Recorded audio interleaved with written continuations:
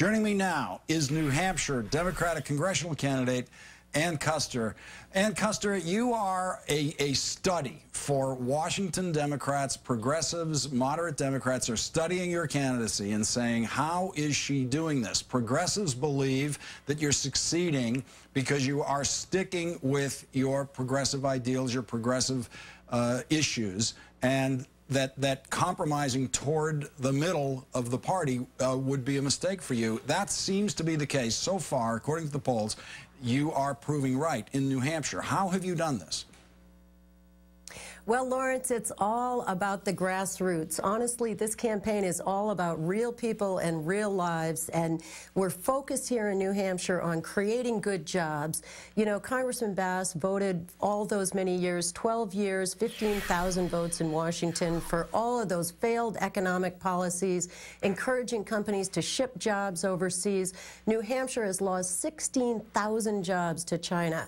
It's more as a percentage of our total employment than any other state in the union, and it's not what we want to be #1 at. So I've been talking to families all across my district, 130 house parties, and I've just finished 30 diners in 30 days, and I want to care more about Main Street than Wall Street. I want to care about creating jobs and helping working families, and if those are progressive values, I am very happy and proud to stand up for them. Now, just in case our audience is thinking, she's got that liberal district in New Hampshire, the 2nd congressional district in New Hampshire. By my quick glance, in the last 100 years, it's been a Republican-held seat for all but about, what, 6 or 7 of those years? Absolutely, my entire lifetime. In fact, Congressman Bass has been a Washington insider for so long, he ran against my mother for this seat. I was raised in a Republican family, and he ran against her in 1980. She lost to Judd Gregg, who's now retiring 30 years later. And our Congressman Paul Hodes has stepped up, and it's an open seat for the first time in 22 years. And I tell people on the campaign trail, that's how hard it is to bring change to Washington. But, you know, just as Joe Sestak just explained to your viewers, we need a new approach. We've got to put people first over politics, and that's what my campaign is all about. We won 72% of the Democratic primary, and I was also the challenger. I did not come in with the party heavies on my side, and I spoke plainly to people. I went to their living rooms, 130 towns and communities and living rooms, and I said from the very beginning, we're going to win this race one handshake at a time, one question at a time, and just listening to people about the needs that they have. They need help, and they need government to support the creation of good jobs, so that families can thrive again, once again, here in New Hampshire. How important has it been to your campaign to be able to get help from outside the state? The Progressive Change Campaign Committee's raised over $140,000 for you. A lot of donors to create that, the 13,000 donations. It's like about $10 a donor. With that kind of grassroots fundraising going on for you, I would imagine in that congressional district, that's real money.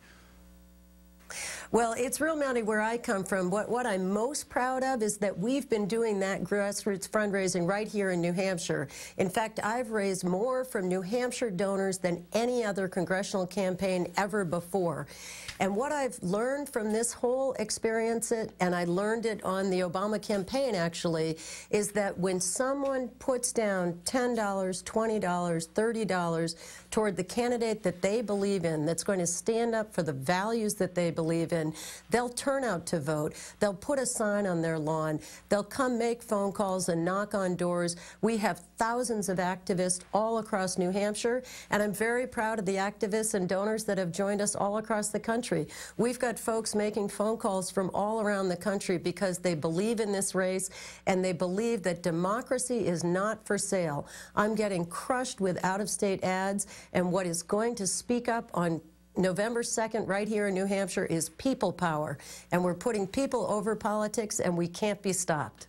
Ann Kuster, I'm betting on you to be in the next freshman class in the Congress, and I'm wondering, what are you going to tell your fellow Democrats in the House who think of this election season as being an anti-Democrat season, that's what they're up against? Here you are, running not just as a Democrat, but as a progressive Democrat in a very strongly Republican district, historically Republican district. Do you think there's a model that you have to bring to Washington to other congressional Democrats about how to do this? It's good old-fashioned politics. It's people power. This is shoe leather. I've been at this for over a year. It's handshake by handshake, door knock by door knock. Thousands of phone calls are being made. I have an extraordinary group of supporters and people who believe in people over politics. And when I talk about a new approach, it's that people power, it's those small contributions, it's the volunteer effort that's going on all over this district. That's what we need to do, is take government back from the special interests. Congressman Bass is funded, over half his contributions come from the special interests, and that's who he's the voice for. He voted for the deregulation of Wall Street. He voted for the deregulation of offshore oil and gas. These are the crises that people have felt, and they're feeling the pain in their families. They're worried about our country, and we need to take our country back and put it back in the hands of the people, and that's what I'll bring to Washington, the voice of people power. Ann Kuster, Democratic candidate for Congress in New Hampshire's 2nd District, currently with a healthy lead in the polls. Thank you for joining us tonight, Ann Kuster.